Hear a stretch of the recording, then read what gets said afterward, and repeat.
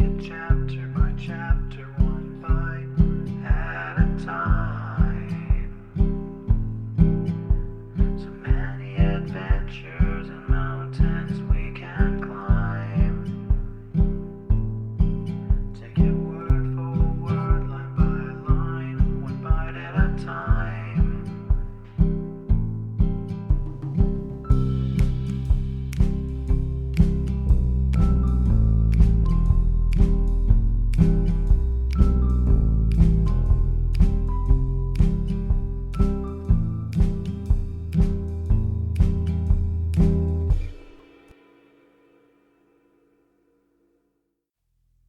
Welcome to Bite at a Time Books, where we read you your favorite classics one bite at a time. My name is Bree Carlile, and I love to read and wanted to share my passion with listeners like you. If you enjoy our show, be sure to follow us so you get all the new episodes. If you want to see exclusive behind the scenes of our show, follow us on YouTube. We would also love for you to drop us a rating on your favorite podcast platform and share our show with your friends. You can catch us on all the social medias at Bite at a Time Books. We are currently running a contest on our social media for the duration of Season 10 to win a copy of the complete Anne of Green Gables series. Today, we will be continuing Anne of Green Gables by Lucy Maud Montgomery. Chapter 33, The Hotel Concert. "Put on your white organdy by all means, Anne," advised Diana decidedly. They were together in the east gabled chamber. Outside it was only twilight, a lovely yellowish-green twilight with a clear blue cloudless sky. A big round moon, slowly deepening from her pallid luster into burnished silver, hung over the haunted wood. The air was full of sweet summer sounds, sleepy birds twittering, freakish breezes, faraway voices, and laughter. But in Anne's room, the blind was drawn and the lamp lighted, for an important toilet was being made. The east gable was a very different place from what it had been on that night 4 years before, when Anne had felt its bareness penetrate to the marrow of her spirit with its inhospitable chill. Changes had crept in, Marilla conniving at them resignedly until it was as sweet and dainty a nest as a young girl could desire. The velvet carpet with the pink roses and the pink silk curtains of Anne's early visions had certainly never materialized, but her dreams had kept pace with her growth, and it is not probable she lamented them. The floor was covered with a pretty matting, and the curtains that softened the high window and fluttered in the vagrant breezes were of pale green art muslin. The walls hung not with gold and silver brocade tapestry, but with a dainty apple blossom paper, were adorned with a few good pictures given Anne by Mrs. Allen. Miss Stacy's photograph occupied the place of honor, and Anne made a sentimental point of keeping fresh flowers on the bracket under it. Tonight a spike of white lilies faintly perfumed the room like the dream of a fragrance. There was no mahogany furniture, but there was a white-painted bookcase filled with books, a cushioned wicker rocker, a toilet table befrilled with white muslin, a quaint gilt-framed mirror with chubby pink cupids and purple grapes painted over its arched top that used to hang in the spare room, and a low white bed. Anne was dressing for a concert at the White Sands Hotel. The guests had got it up in aid of the Charlottetown Hospital and had hunted out all the available amateur talent in the surrounding districts to help it along. Bertha Sampson and Pearl Clay of the White Sands Baptist Choir had been asking to sing a duet. Milton Clark of Newbridge was to give a violin solo. Winnie Adela Blair of Carmody was to sing a Scotch ballad, and Laura Spencer of Spencer Vale and Anne Shirley of Avonlea were to recite. As Anne would have said at one time, it was an epic in her life, and she was deliciously athrill with the excitement of it. Matthew was in the seventh heaven of gratified pride over the honor conferred on his Anne, and Marilla was not far behind, although she would have died rather than admit it, and said she didn't think it was very proper for a lot of young folks to be gauding over to the hotel without any responsible person with them. Anne and Diana were to drive over with Jane Andrews and her brother Billy in their double-seated buggy, and several other Avonlea girls and boys were going too. There was a party of visitors expected out from town, and after the concert, a supper was to be given to the performers. "Do you really think the organdy will be best?" queried Anne anxiously. I don't think it's as pretty as my blue-flowered muslin, and it certainly isn't so fashionable. But it suits you ever so much better, said Diana. It's so soft and frilly and clinging. The muslin is stiff and makes you look too dressed up, but the organdy seems as if it grew on you. Anne sighed and yielded. Diana was beginning to have a reputation for notable taste in dressing, and her advice on such subjects was much sought after. She was looking very pretty herself on this particular night, in a dress of the lovely wild rose pink, from which Anne was forever debarred, but she was not to take any part in the concert, so her appearance was of minor importance. All her pains were bestowed upon Anne, who she vowed must, for the credit of Avonlea, be dressed and combed and adorned to the Queen's taste. Pull out that frill a little more. So. Here, let me tie your sash. Now for your slippers. I'm going to braid your hair in 2 thick braids and tie them halfway up with big white bows. No, don't pull out a single curl over your forehead, just have the soft part. There's no way you do your hair suits you so well, Anne. And Mrs. Allen says you look like a Madonna when you part it so. I shall fasten this little white house rose just behind your ear. There was just one on my bush and I saved it for you. Shall I put my pearl beads on? Asked Anne. Matthew brought me a string from town last week, and I know he'd like to see them on me. Diana pursed up her lips, put her black head on one side critically, and finally pronounced in favor of the beads, which were thereupon tied around Anne's slim milk-white throat. There's something so stylish about you, Anne, said Diana with unenvious admiration. You hold your head with such an air. I suppose it's your figure. I'm just a dumpling. I've always been afraid of it, and now I know it is so. Well, I suppose I shall just have to resign myself to it. But you have such dimples, said Anne, smiling affectionately into the pretty, vivacious face so near her own. Lovely dimples, like little dents in cream. I've given up all hope of dimples. My dimple dream will never come true, but so many of my dreams have that I mustn't complain. Am I all ready now? All ready, assured Diana, as Marilla appeared in the doorway, a gaunt figure with grayer hair than of yore and no fewer angles, but with a much softer face. Come right in and look at our elocutionist, Marilla. Doesn't she look lovely? Marilla emitted a sound between a sniff and a grunt. She looks neat and proper. I like that way of fixing her hair, but I expect she'll ruin that dress driving over there in the dust and dew with it. And it looks most too thin for these damp nights. Organdy's the most unserviceable stuff in the world anyhow, and I told Matthew so when he got it. But there's no use in saying anything to Matthew nowadays. Time was when he would take my advice. But now he just buys things for Anne regardless, and the clerks at Carmody know they can palm anything off on him. Just let them tell him a thing is pretty and fashionable, and Matthew plunks his money down for it. Mind you keep your skirt clear of the wheel, Anne, and put your warm jacket on. Then Marilla stalked downstairs, thinking proudly how sweet Anne looked, with that one moonbeam from the forehead to the crown, and regretting that she could not go to the concert herself to hear her girl recite. I wonder if it is too damp for my dress, said Anne anxiously. Not a bit of it, said Diana, pulling up the window blind. It's a perfect night, and there won't be any dew. Look at the moonlight. I'm so glad my window looks east into the sun rising, said Anne, going over to Diana. It's so splendid to see the morning coming up over those long hills and glowing through those sharp fir tops. It's new every morning. And I feel as if I washed my very soul in that bath of earliest sunshine. Oh, Diana, I love this little room so dearly. I don't know how I'll get along without it when I go to town next month. Don't speak of your going away tonight, begged Diana. I don't want to think of it. It makes me so miserable, and I do want to have a good time this evening. What are you going to recite, Anne, and are you nervous? Not a bit. I've recited so often in public I don't mind at all now. I've decided to give The Maiden's Vow. It's so pathetic. Laura Spencer's going to give a comic recitation, but I'd rather make people cry than laugh. What will you recite if they encore you?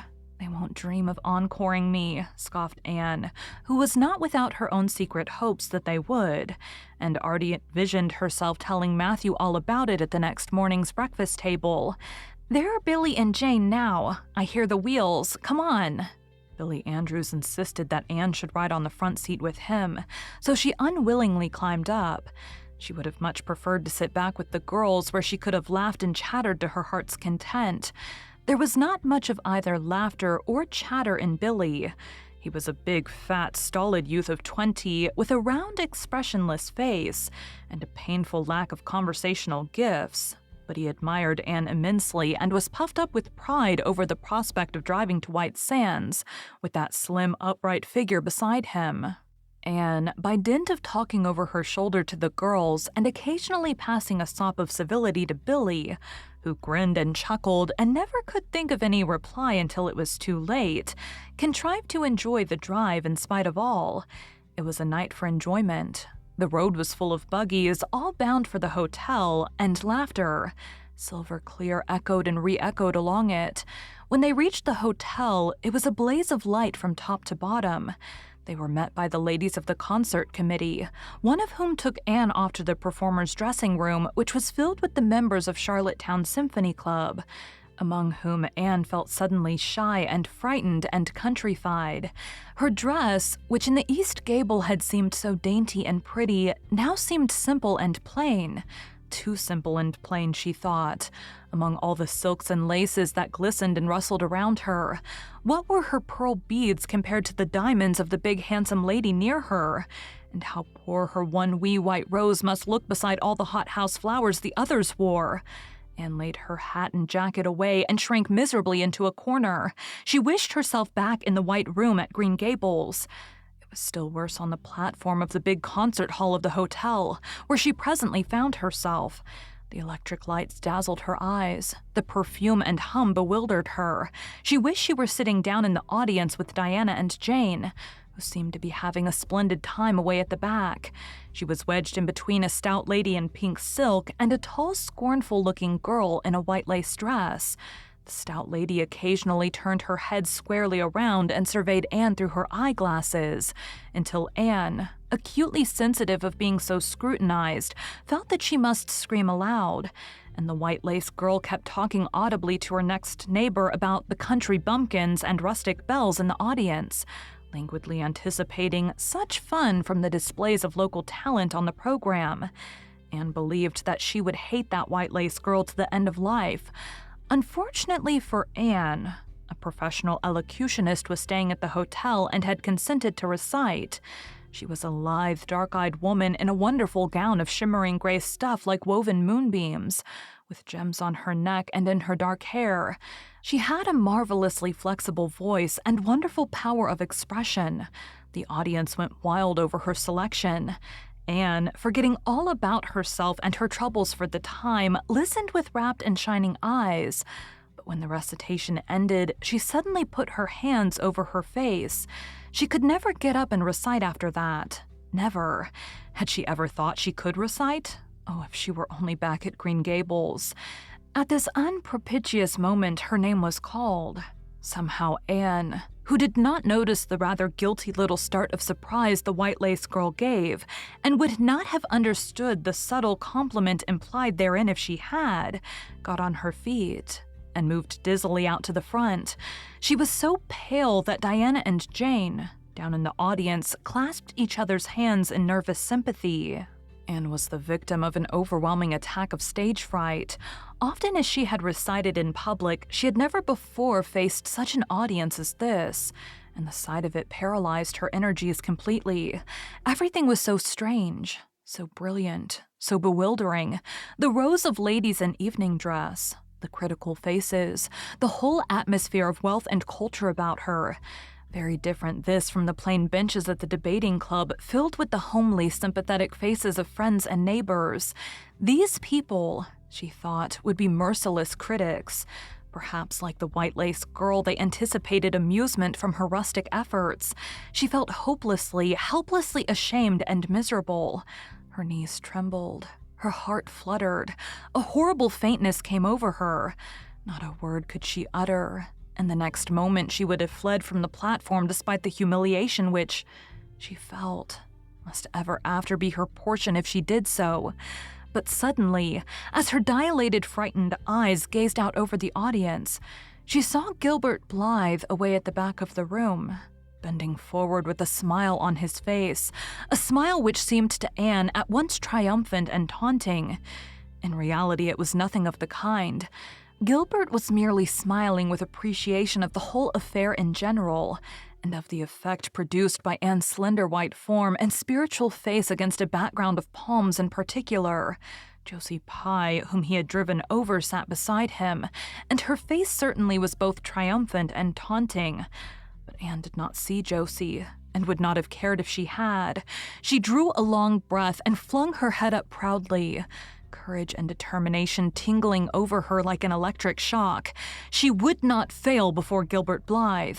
He should never be able to laugh at her. Never, never. Her fright and nervousness vanished, and she began her recitation. Her clear, sweet voice reaching to the furthest corner of the room without a tremor or a break. Self-possession was fully restored to her, and in the reaction from that horrible moment of powerlessness, she recited as she had never done before. When she finished, there were bursts of honest applause. Anne, stepping back to her seat, blushing with shyness and delight, found her hand vigorously clasped and shaken by the stout lady in pink silk. "My dear, you did splendidly," she puffed.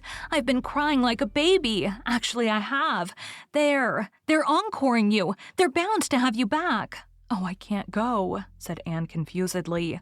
"But yet, I must, or Matthew will be disappointed. He said they would encore me." "Then don't disappoint Matthew," said the pink lady, laughing.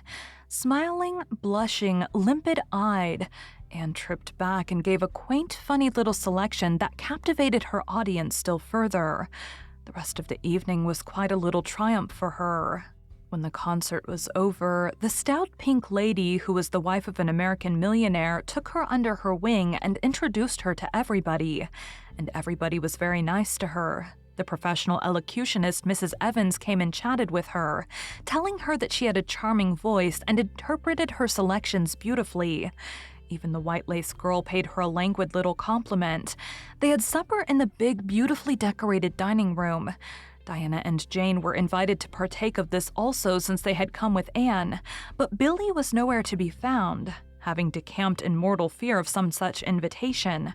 He was in waiting for them with the team, however, when it was all over, and the three girls came merrily out into the calm, white moonshine radiance.